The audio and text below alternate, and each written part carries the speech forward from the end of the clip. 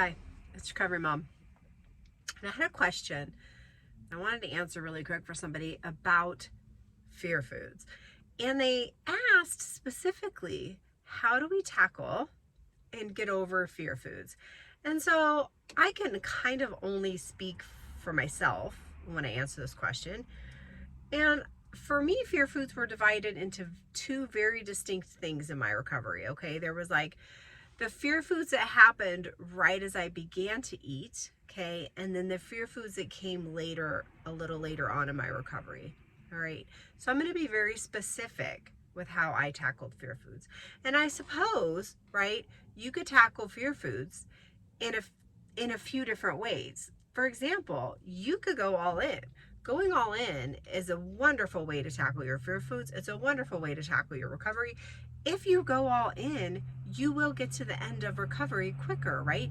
You have to. You go all in, you eat all the foods, you force your body to go into extreme hunger quicker, you force those hormone changes to happen, and you get to the end of recovery quicker as long as you can stay all in. Unfortunately for me, every time I attempted all in or anything close to all in, I would just run back and restrict even more and more. Okay, so that ended up being not an option for me. Every time I tried, it was a disaster, and I was just back at the drawing board. I felt like I just had to keep starting over. So for me in the beginning of recovery, tackling fear foods meant adding a little tiny bit of a fear food to what was already my safe food. Okay, so for example, and I, like you, used to watch all the recovery accounts, right? Fear food challenge, challenges fear food. If I challenged my fear food at that time, let's say I wanted burgers are a fear food, I love burgers. If I would have challenged a burger early on in my recovery, I would have ate the burger, then I would have either thrown up or restricted the next day, hands down. I simply could not do that big of a challenge. I could not tackle my fear foods in that way in the beginning of recovery. I could not do it. So for me, in the beginning of recovery, and I clearly remember the first thing that I tackled, I thought to myself, what is something I really miss? What is something I actually want to eat again? And I really wanted to eat cheese, but cheese was way too scary for me. So I thought, okay, what is the least scariest cheese I could think of? And it was cottage cheese. So I went out, I bought cottage cheese, and at that time I was eating spinach, cucumbers, bell peppers. That's about all I was eating. And so I got my spinach out and I put like a tablespoon of cottage cheese with it. And I had a tablespoon of cottage cheese that day. That's it. That was my fear food. The next day, I had a tablespoon of cottage cheese. That was as much as I could do of a fear food without running back at that time. Okay, I probably had that for about maybe a week, and then I added a quarter cup of cottage cheese. Cottage cheese became a little less scary to me, so I added a little bit more of it. Okay, after I added a quarter cup of cottage cheese, I moved up to a half a cup. After I completely felt comfortable with cottage cheese, I thought to myself, what would I like on top of cottage cheese? And I added like a teaspoon of honey, or I added like, I kid you not, 6 sunflower seeds right on top of there. And that's how slowly I moved at the beginning. But here's what happens. When you have a fear food, no matter how small, and you eat it and you don't restrict and you don't compensate and you keep it in, you're teaching yourself how to add fear foods. You're teaching yourself that if you add something and you're afraid of it, you can still do it, you can keep it in, nothing bad happens. You teach yourself that. What happened is, after a few months of consistently adding very small things, the things I could add became a little bigger, right? I would add an eighth of a avocado. That's what I started with, an eighth of an avocado. And then I went to a quarter and a half and a whole avocado. That happened much quicker for me than the cottage cheese did, because I learned how to add fear foods in, and my brain wasn't so afraid of adding new things in. Okay, so it just gets a little quicker as you go along, because I know you're thinking, look, Recovery Mom, if I add 1 tablespoon of cottage cheese in and I move that slow, I'm never going to get to the end of the fear foods. That's not how it works. You add a tablespoon in the beginning, and you just move along slowly. And then what happens is after a while, it becomes a little easier to add a little more in. So instead of adding a tablespoon of shredded cheese, you might start with a quarter cup, because you've already learned how to add fear foods, and you've learned that nothing bad happens, right? And you've learned that whole fear response thing within yourself, okay? And it becomes a little easier. Now, what happened for me, and what I think happens for a lot of people, and it was about this time when I was adding all those fear foods in super slowly. And then I hit this point where I was thinking, well, wait a minute, how come everybody's doing all these fear food challenges and all this kind of stuff? And I never really did that, because what happened is I was gaining weight. I was eating more food because I was also eating more regularly, okay? And I was gaining some weight. Extreme hunger hit. When extreme hunger hits, you're going to tackle a lot of fear foods at once if you give into your extreme hunger. So when extreme hunger hit and mental hunger hit for me, bam, I went through the fear foods. I was doing spaghetti every day, 3 times a day, pancakes every day, 3 times a day, burgers every day, 3. Like, I was going through the fear foods like mad, because I had committed to the extreme hunger. And committing to eating to giving into extreme hunger meant committing to whatever my body wanted in that extreme hunger, which was all the fear foods, right? So that's kind of how fear foods went for me. And I hear a lot of people with similar stories, right? Some people kind of hold back on the fear foods until they hit extreme hunger, and then they just go crazy with them. That's wonderful. That's amazing, right? Some people tackle them in the beginning a little bigger. Like, they might be like, okay, today I'm tackling a burger, and they eat a whole burger.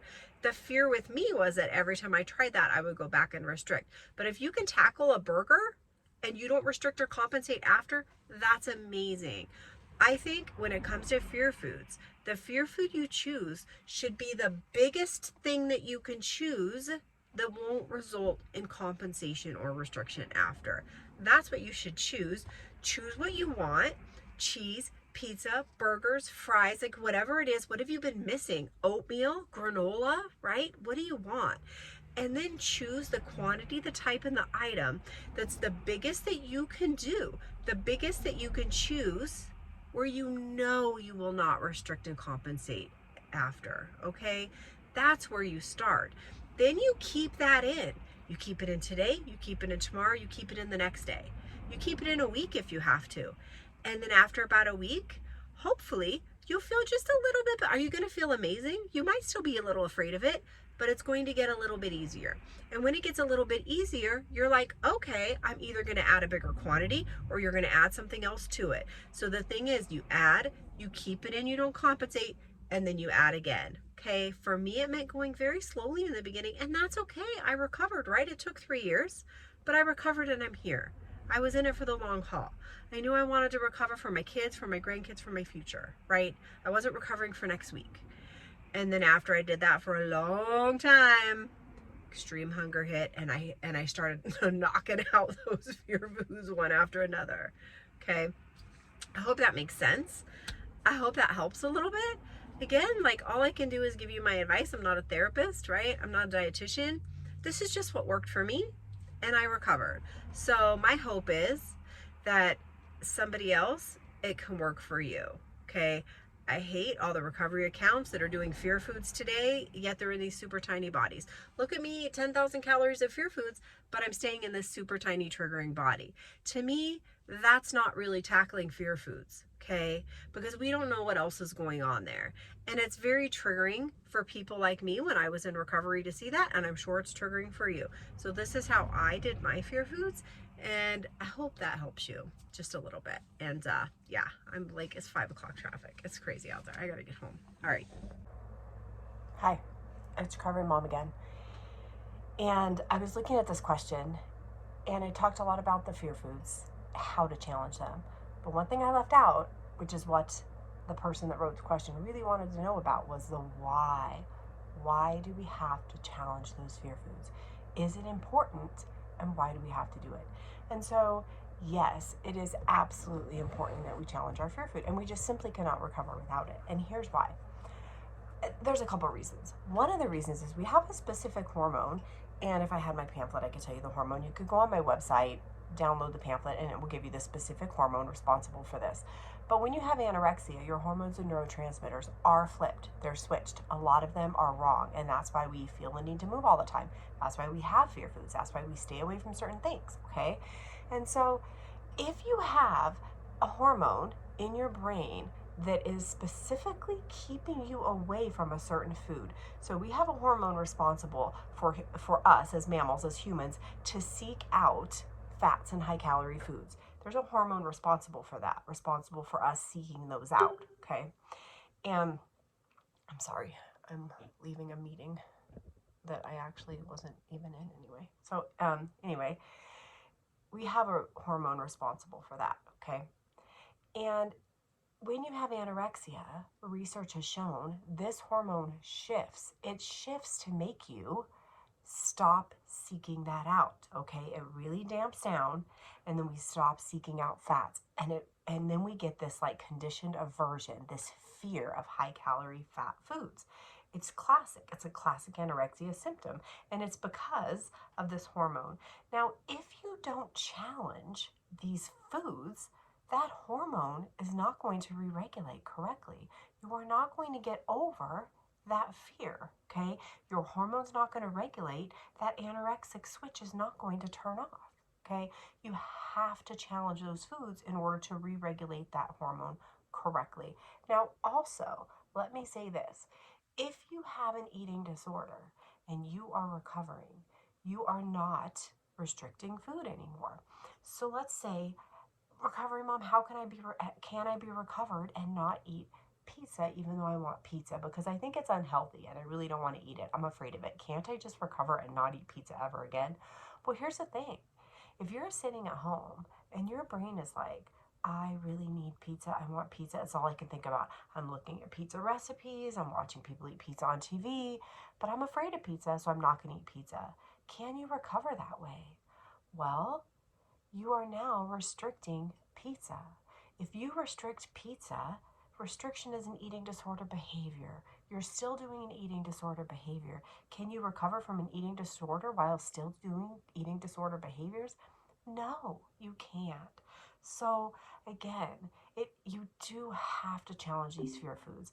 And I talked all about how to do it, but after I was looking at the question to upload this to YouTube, I realized that the question inherently was the why. And it's so important for us with eating disorders to understand the why.